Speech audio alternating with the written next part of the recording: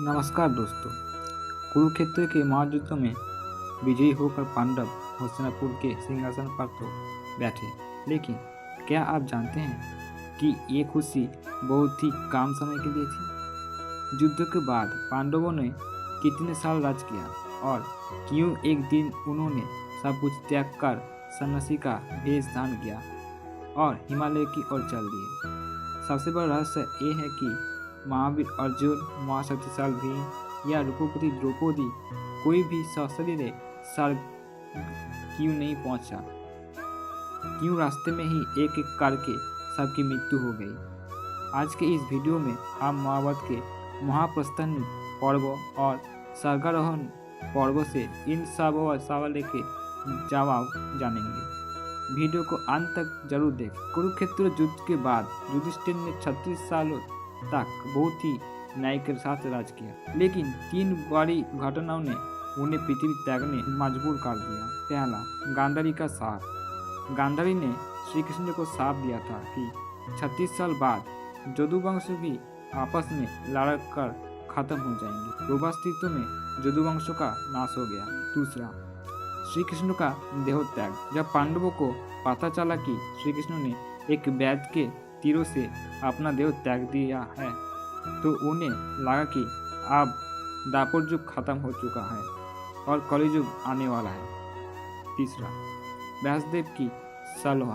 अर्जुन जब दुष्यों से हार गए और उनकी गांडी दोनों काम करना बंद कर दिया, तब महर्षि व्यास ने कहा, आप लोगों का मकसद पूरा हुआ, अब महाप्रस्थान का समय है। युधिष्ठिर ने अर्जुन के परीक्षितों को राजा बनाया और 5 भाई द्रौपदी के साथ हिमालय की ओर चल दिए। उनके साथ एक साधारण सा कुत्ता भी उनके पीछे पीछे चलने लगा। पांडव जब हिमालय की चढ़ाई चल रहे थे, तब एक एक करके सब गिरने लगे। द्रौपदी सबसे पहले द्रौपदी गिरी। युधिष्ठिर ने कहा, द्रौपदी हम 5 की पत्नी थी, लेकिन वो अर्जुन से ज्यादा प्रेम करती थी।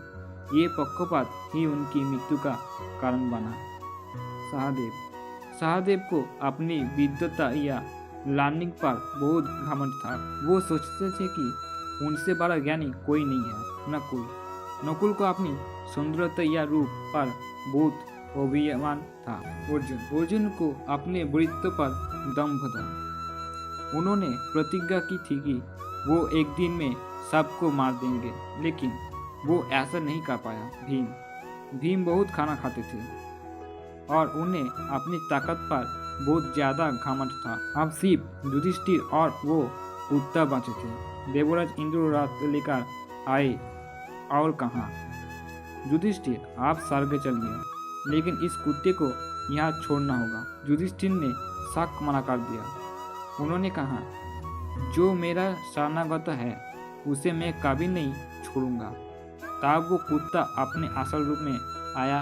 वो स्वयं धर्मराज थे। युधिष्ठिर अपनी परीक्षा में पास हुए। स्वर्ग में युधिष्ठिर ने देखा कि दुर्योधन सुख से बैठा है, लेकिन उनके भाई नरक में कष्ट झेल रहे। युधिष्ठिर ने कहा, मैं भी अपने भाइयों के साथ नरक में रहूंगा। इंद्र ने तभी माया हटा दिया। उन्होंने कहा, युधिष्ठिर अपनी जिंदगी में एक झूठ बोला था, इसलिए आपको कुछ देर नरक देखना पड़ा। अब आपको सभी भाई पवित्र होकर स्वर्ग में हैं। दोस्तों, ये कहानी हमें सिखाती है कि इंसान चाहे कितना भी बड़ा क्यों न हो, घमंड और लालच उसे नीचे गिरा देती है। आपको पांडव की ये अंतिम यात्रा कैसी लगी, कमेंट में जरूर बताइए। वीडियो को लाइक करें और संत क्रिएशन को सब्सक्राइब करें। धन्यवाद।